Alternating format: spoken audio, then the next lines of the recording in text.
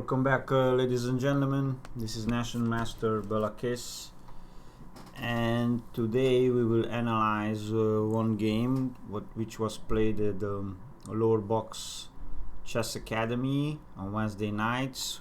And next to me is Thomas O'Neill. Hey, Thomas. Hello. Welcome to the show, and let's go straight to the game and see what happened. So with white, it was Thomas O'Neill, who is a 1387, and you played with. Wait. You played with white against Lila. All right, and she's a 1216.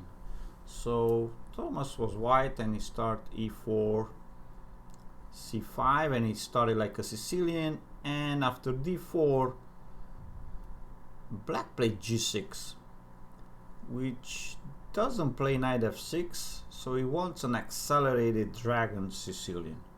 Now, Thomas, you played knight captures c6, so why did you capture on c6? I just didn't want the C file open, I guess. You don't want a c file open, and you already moved this knight 1, 2, and 3 times. Yeah. Out of 4 moves, you moved the knight 3 times. What did you accomplish with this trade? Very little. So you accomplished nothing. You wasted a lot of time.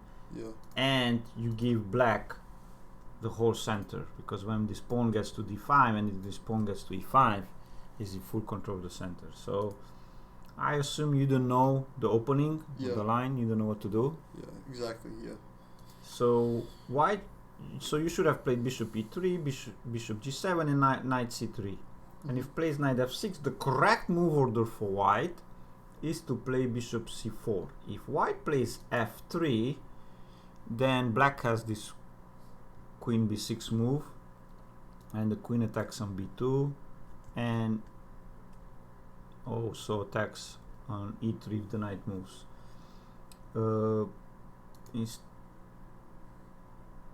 Bishop c4, castle, and now the correct move order here is bishop b3.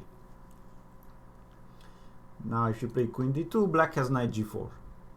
Yes, you could take on c6, but after d takes c6, black doesn't have any problems. And if black plays d6 here after bishop b3, then f3, and we transpose into the dragon. A Sicilian dragon, correct. And white can long castle, and then you could play h4, h5, bishop h6, or bishop g5, depending if black plays h5 or he doesn't. But let's go back to our game, and after knight takes c6, pawn takes c6. Thomas, you played bishop e3, bishop g7, knight c3, normal natural developing moves, and here black played bishop b7. I think she should have played rook b8 here to attack the b2 pawn. Now if you play a natural move like rook b1, black has a shot here with rook takes b2 and bishop takes c3 check, and capturing the rook.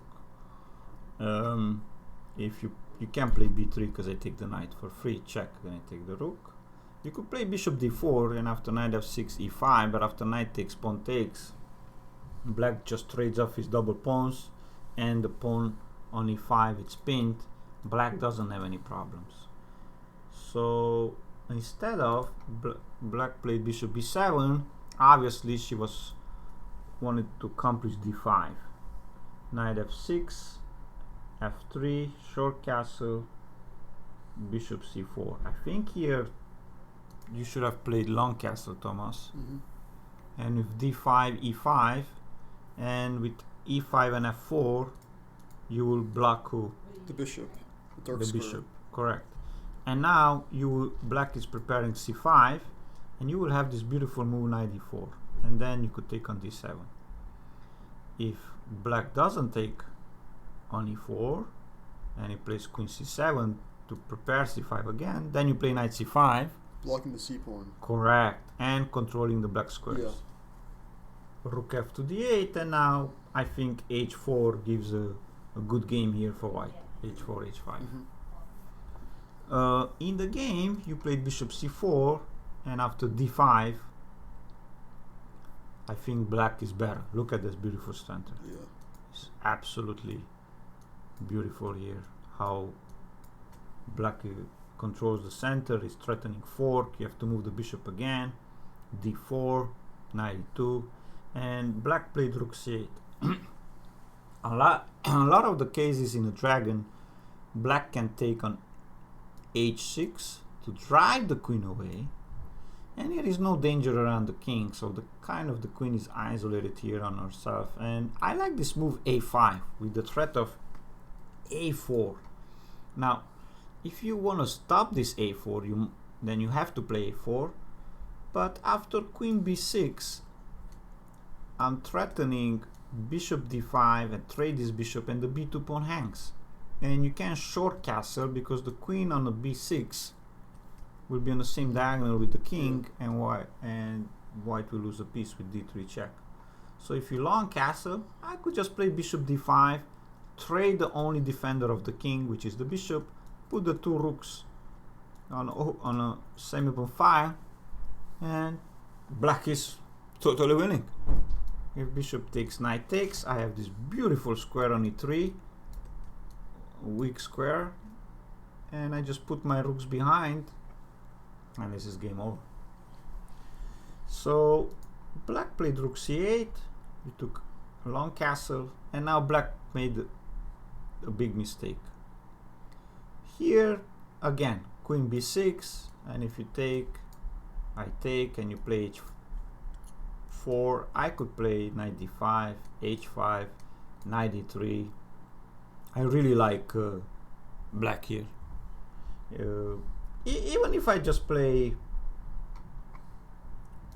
bishop d5 and black trades the only defender of your king, black is still better here. I mean, I like better here. Black played d3. I don't know what was the idea. The idea was that the c2 pawn is pinned, one, and second, the queen has to protect the bishop on h6.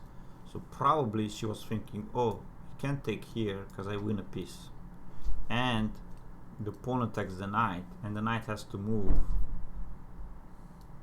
and then I could take on c2. Probably that's what she was thinking, right? Mm-hmm. And but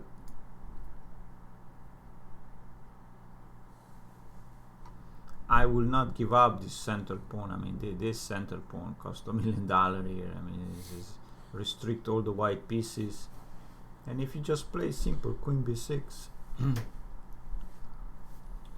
black is better here. So it was a miscalculation, and when you see d3, what did you think during the game? I didn't think that was a good move. Did you calculate bishop takes g7 here? Yeah. Bishop takes g7. Did you calculate all these lines here? Yeah. And you observe that you could take the rook and win the exchange, and then capture on e5. So basically you destroy the whole center here. Yeah. d4, e5 pawn, and you get an exchange. And from here it was easy, because after rook d6 you won a piece. Yeah. And you were threatening mate, check, and mate on f7. Yep. So even you didn't know the opening, I still had a chance, yeah, because my opponent made a mistake. So you didn't quit, yeah, right? And you focused on yourself, and you tried to work things out and follow the basics. Nice bishops out, castle. Try to come up with your own plans, ideas. So sometimes it happens that you guys cannot play, or you don't know an opening. Just don't quit, right? Yeah. So thank you guys for watching. Every Wednesday night we have a rated game in Yardley, and we have a national master Scholastic State Champion Daniel Gersh, who's also analyzing the games, and and Balakis, who's also analyzing the games there. And hope you guys enjoyed the video, and see you guys soon.